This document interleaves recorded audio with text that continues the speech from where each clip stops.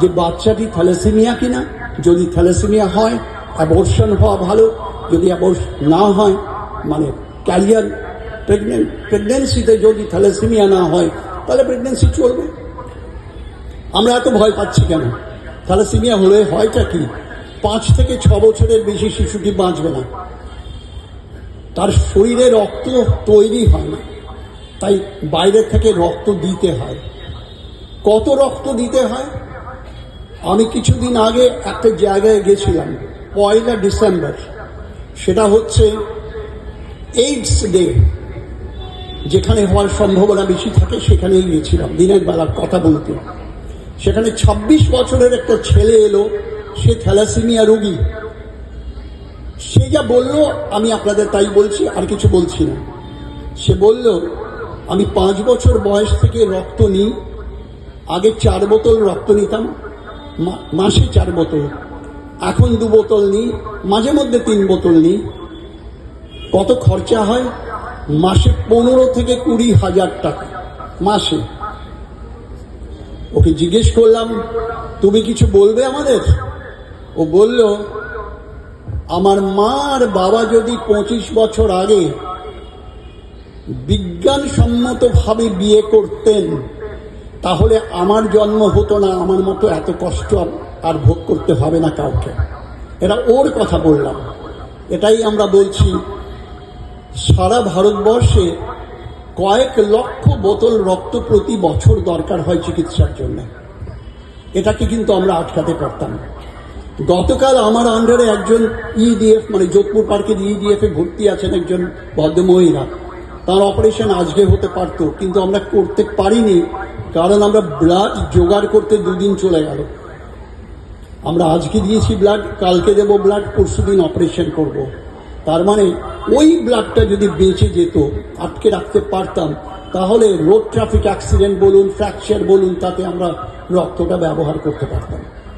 আপনাদের কাছে অনুরোধ, বাচ্চার কষ্ট আপনারা সহ্য করতে পারবেন না, এখানে ভিডিও নেই, আমরা দেখাতাম।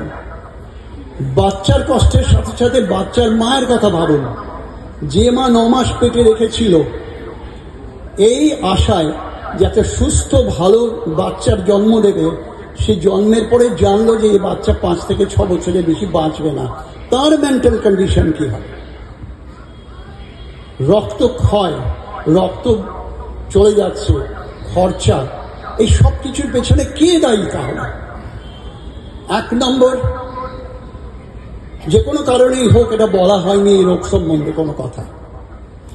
2, ডাক্তারবাবুরাও আমরাও বারবার এসে বলিনি বা এই প্রেসক্রিপশন লিখিনি।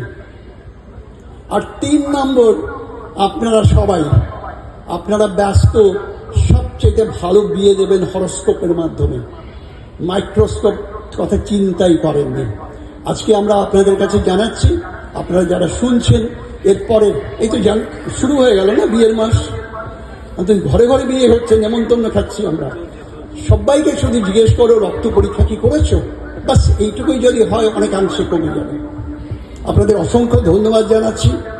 আমার সামনে বসে আছেন ডক্টর অরিন্দম ভট্টাচার্য, ডক্টর প্রশান্ত ভট্টাচার্য, ডক্টর অনিমেষ চক্রবর্তী, কসবার সবচেয়ে সর্বজনশ্রদ্ধেয় সবচেয়ে সিনিয়র ডাক্তারবাবু। এটা হাততালি দিন না।